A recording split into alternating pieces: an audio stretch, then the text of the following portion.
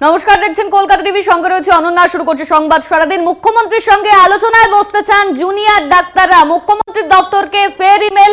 আন্দোলনকারীদের সময় ও জায়গা জানতে চেয়ে আন্দোলনকারীদের ইমেল। স্বচ্ছতার দাবিতে অনড় আন্দোলনকারী ডাক্তাররা। মুখ্যমন্ত্রীর সঙ্গে আলোচনায় বসতে চান জুনিয়র ডাক্তাররা, এমনই জানানো হয়েছে। তবে যে লাইভ স্ট্রিমিং এর কথা আন্দোলনকারীরা বলেছিল, এক্ষেত্রে কিন্তু সেই লাইভ স্ট্রিমিং এর বিষয়ে আন্দোলনকারীরা তারা কিছু বলেননি। তারা স্বচ্ছতার প্রশ্ন তুলেছেন। সময় ও জায়গা জানতে চেয়ে আন্দোলনকারীরা ইমেল করেছেন মুখ্যমন্ত্রীকে, এমনই কিন্তু জানানো হয়েছে আন্দোলনকারীদের তরফে। এই মুহূর্তে সরাসরি আমাদের সঙ্গে রয়েছেন আমাদের প্রতিনিধি স্বাস্থ্য দপ্তর থেকে, আমাদের প্রতিনিধি সত্যসুন্দর ভট্টাচার্য। সত্য, আন্দোলনকারীরা তারা কিন্তু ইতিমধ্যেই মুখ্যমন্ত্রী মমতা বন্দ্যোপাধ্যায়কে ইমেল করেছে এবং জায়গা সময় জানতে চাওয়া হয়েছে। অন্যদিকে আন্দোলনকারীরা লাইভ স্ট্রিমিং এ অনড় ছিল। আজকে দেখা গেল তারা কিন্তু লাইভ স্ট্রিমিং নিয়ে কোনো কথা বলল না। দেখো, মুখ্যমন্ত্রী মমতা বন্দ্যোপাধ্যায় এখানে মুখ্যমন্ত্রী হিসেবে আসেননি, তাদের অভিভাবক হিসেবে এসেছিলেন, এমনটাই কিন্তু মুখ্যমন্ত্রী জানিয়েছেন। খুব স্বাভাবিকভাবেই মুখ্যমন্ত্রীর এই আশাকে, ধর্ণা মঞ্চে আশাকে একেবারে সদর্থক এবং ইতিবাচক হিসেবে দেখছেন আন্দোলনরত জুনিয়র চিকিৎসকেরা। কিন্তু তাদের যে 5 দফা দাবি রয়েছে, সেই দাবিকে মান্যতা দিতে হবে এবং সেই দাবিকে নিয়েই কিন্তু আলোচনা চলবে, এমনটাই কিন্তু তারা জানাচ্ছেন। মুখ্যমন্ত্রী যে সমস্ত এখানে ঘোষণা করেছেন সেইগুলো যেরকম তারা শুনেছেন, তারপরেই কিন্তু তারা তাদের যে জিবি মিটিং, সেই মিটিংয়ে তারা উপস্থিত ছিলেন এবং সেই মিটিংয়ের পরেই তারা আলোচনা এখনো তাদের মধ্যে জারি রয়েছে। তারা ইতিমধ্যেই মুখ্যমন্ত্রীকে একটি ইমেল পাঠিয়েছেন এবং সেই ইমেলে তারা নির্দিষ্টভাবে যে আলোচনায় যেতে আগ্রহী সেই বিষয়টি স্পষ্টভাবে জানিয়েছেন এবং যে কোনো জায়গায় যে কোনো সময়ে মুখ্যমন্ত্রী যদি বলেন তাহলে আলোচনায় যেতে প্রস্তুত আন্দোলনরত জুনিয়র চিকিৎসকেরা। তারা চাইছেন এই অচলাবস্থা কাটাতে, কিন্তু সেখানে স্বচ্ছতার যে প্রশ্ন রয়েছে সেই স্বচ্ছতার প্রশ্নে কোনোভাবেই আপোষ করবেন না আন্দোলনরত জুনিয়র চিকিৎসকেরা। ইতিমধ্যেই তারা সেটা জানিয়েছেন। তাদের যে স্বচ্ছতার প্রশ্ন ছিল, অর্থাৎ লাইভ স্ট্রিমিং এর প্রশ্ন, সেই প্রশ্ন কিন্তু একই রকম ভাবে, সেই দাবি একই রকম ভাবে তাদের থাকছে এবং সেই দাবিকে সামনে রেখেই এবং তাদের যে 5 দফা দাবি রয়েছে সেই দাবিকে সামনে রেখেই তারা চাইছেন যে মুখ্যমন্ত্রী যদি তাদেরকে যে কোনো সময় যে জায়গায় সময় দেবেন সেখানেই কিন্তু তারা আলোচনায় যেতে আগ্রহী। এমনটাই কিন্তু তারা কিছুক্ষণ আগেই মুখ্যমন্ত্রীকে মেল পাঠিয়েছেন আন্দোলনরত জুনিয়র চিকিৎসকেরা। ঠিক তার পরের ছবিটা আমি দেখানোর চেষ্টা করব।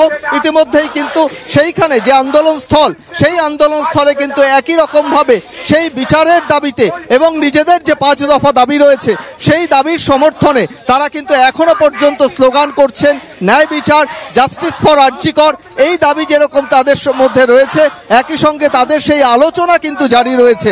অর্থাৎ জিবি মিটিং যে ছিল, সেই জিবি মিটিং এর মাঝখানে তারা এসে বলে গিয়েছেন, তারা মেল পাঠিয়েছেন মুখ্যমন্ত্রীকে এবং সেই মেইলের উত্তরের অপেক্ষায় অধীর আগ্রহে তারা অপেক্ষা করছেন আন্দোলনরত জুনিয়র চিকিৎসকেরা।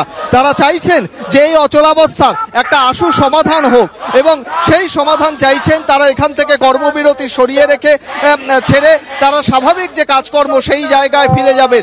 কিন্তু সেইখানে তাদের যে 5 দফা দাবি, সেই দাবিকে কিন্তু মান্যতা দিতে হবে।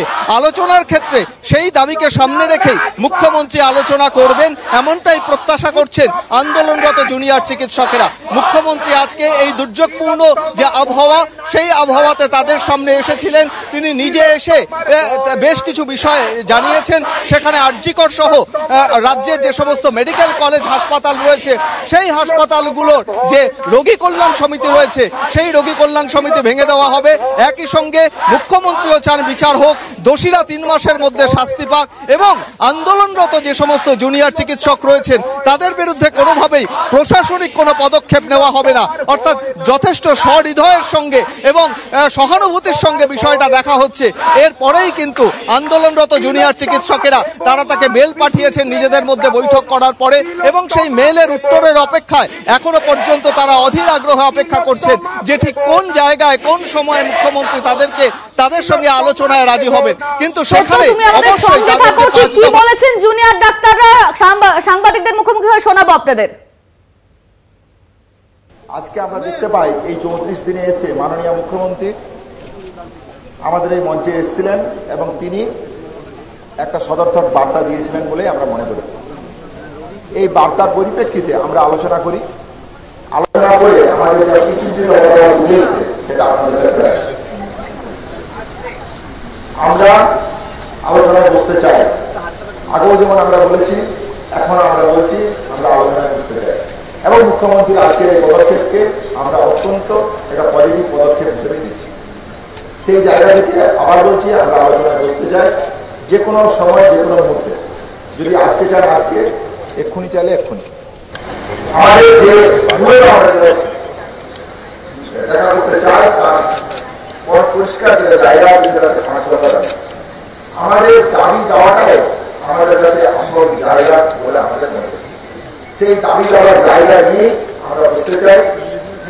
মাননীয় মুখ্যমন্ত্রী যে সময় এসেছিলেন, তিনি সুনির্দিষ্ট কিছু জায়গা বা প্লেস কখন টাইম বলে জানি, সেই উদ্দেশ্যে আমরা একটা মেল করেছি।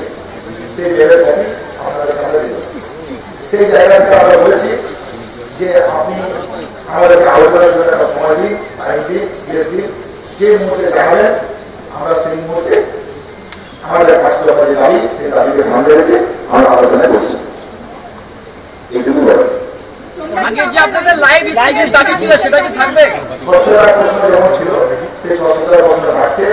আমরা পরিষ্কার যেটা বলতে চাই যে মুহূর্তে মাননীয় মুখ্যমন্ত্রী আমাদেরকে জানিয়ে দেবেন, সেই মুহূর্তে আমরা আমাদের জায়গা থেকে যে জায়গায় যাবো সেখানে আমাদের আলোচনা চলছে, এবং যে মুহূর্তে জানাবে সেই মুহূর্তে আপনাদেরকে জানিয়ে দেবেন।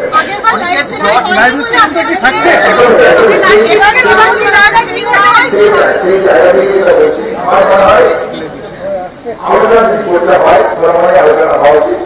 সেখানে আমাদের জায়গা থেকে স্বচ্ছতা প্রশ্ন আমরা রেখেছি।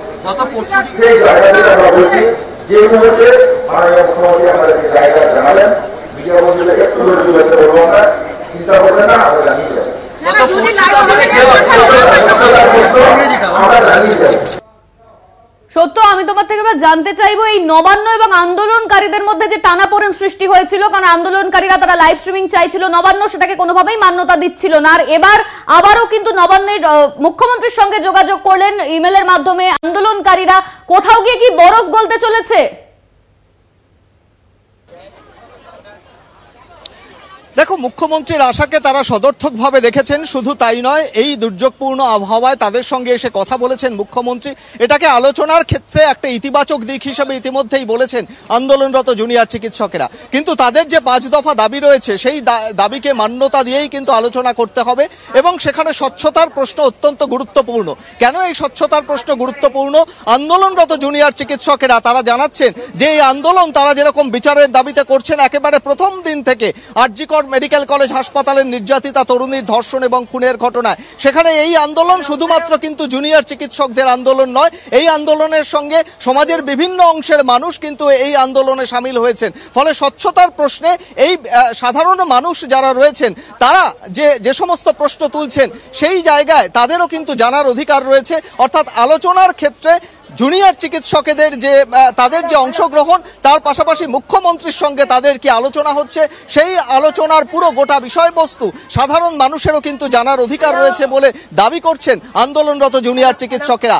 আর সেক্ষেত্রেই স্বচ্ছতার প্রশ্ন অত্যন্ত গুরুত্বপূর্ণ। অর্থাৎ আগে যেরকম স্বচ্ছতার প্রশ্ন ছিল, সেই স্বচ্ছতার প্রশ্নে কোনোভাবেই আপোষ করতে রাজি নন আন্দোলনরত জুনিয়র চিকিৎসকেরা। আর সেই কারণেই তাদের যে 5 দফা দাবি আগে ছিল, সেই দাবিতে কিন্তু স্বচ্ছতা বজায় রেখে লাইভ স্ট্রিমিং এর কথা বলা হয়েছিল। অর্থাৎ সেই দাবিতে কিন্তু এখনো অনড় রয়েছেন আন্দোলনরত জুনিয়র চিকিৎসকেরা। তবে মুখ্যমন্ত্রীর আশাকে তারা স্বাগত জানাচ্ছেন, সদর্থকভাবে দেখছেন, এবং আলোচনার ক্ষেত্রে যে কোনো সময় বা যে কোনো জায়গায় মুখ্যমন্ত্রী তাদেরকে যদি যেতে বলেন, তাহলে আলোচনার জন্য তারা প্রস্তুত রয়েছেন, এমনটাই জানাচ্ছেন আন্দোলনরত জুনিয়র চিকিৎসকেরা। একদমই সত্য, ইমেলের অপেক্ষায় রয়েছে জুনিয়র ডাক্তাররা। ধন্যবাদ। তোমার আমাদের সঙ্গে সরাসরি স্বাস্থ্য দপ্তরের সামনে থেকে ছিলেন আমাদের প্রতিনিধি সত্য সুন্দর ভট্টাচার্য। আরো একবার শোনাবো আপনাদের জুনিয়র ডাক্তাররা তারা সাংবাদিক বৈঠক করে ঠিক কি বলেছেন, শুনুন। আজকে আমরা দেখতে পাই এই 34 দিনে এসে মাননীয় মুখ্যমন্ত্রী আমাদের এই মঞ্চে এসেছিলেন, এবং তিনি একটা সদর্থক বার্তা দিয়েছিলেন বলে আমরা মনে করি। এই বার্তার পরিপ্রেক্ষিতে আমরা আলোচনা করি, আলোচনা করে আমাদের যা সুচিন্তিত উঠে এসছে সেটা আপনাদের কাছে আছে। আমরা আলোচনায় বসতে চাই। আগেও যেমন আমরা বলেছি, এখন আমরা বলছি আমরা আলোচনায় বসতে চাই, এবং মুখ্যমন্ত্রীর আজকের এই পদক্ষেপকে আমরা অত্যন্ত একটা পজিটিভ পদক্ষেপ হিসেবে দিচ্ছি। সেই জায়গা থেকে আবার বলছি, আমরা আলোচনায় বসতে চাই যে কোনো সময়, যে কোনো মুহূর্তে। যদি আজকে চান আজকে, এক্ষুনি চাইলে এক্ষুনি। আমাদের যে দেখা করতে চাই তার পরিষ্কার যে জায়গা আছে সেটাকে ফাঁক দরকার। আমাদের দাবি দেওয়াটাই আমাদের কাছে আসল জায়গা বলে আমাদের মনে হয়। সেই দাবি দেওয়ার জায়গা নিয়ে আমরা বুঝতে চাই।